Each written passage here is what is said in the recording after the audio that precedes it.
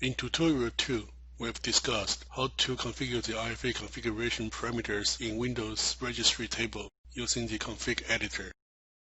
However, not every RFA application can implement the Windows registry table, specifically in the Linux or Solaris environments, or any deployed solutions that rely on external configuration files.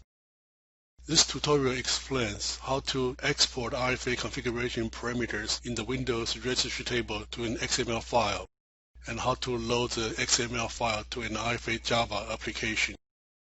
From the config editor GUI tool, click on the namespace, my namespace that we have just created. Next, from the file menu, select Export. Follow the instruction to save to a file of desired location. We're going to export to the config folder of our tutorial directory. We call the file RFA Java config.xml. Save the file. Now let's look at the exported XML file. Under the session node, there's a session called const session as we have created from the config GUI tool.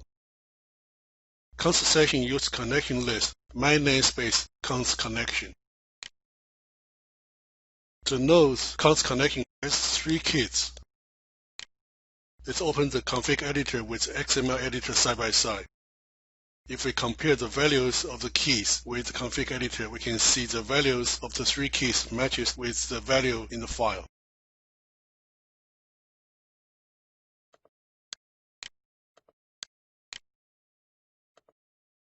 Now let's see how we load the config XML file into an RFA application.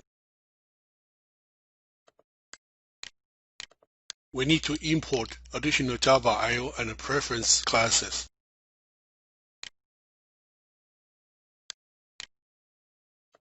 From the init method, first retrieve the config file path from the import command argument. Open the file input string for the config XML file. Then call the Java import preference method to import the file string. If we follow the flow of the code, we can see init first trying to import the config file. If it fails, it loads the configuration from the registry table automatically. Next, we add the config file command line argument in the add command line options method.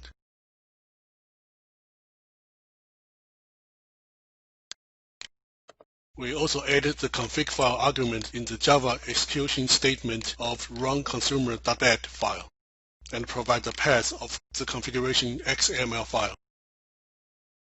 The result should be like this. We can see the configuration XML file has been loaded successfully. Otherwise, we should see the message loading config DB from registry table. This concludes this tutorial. Thank you.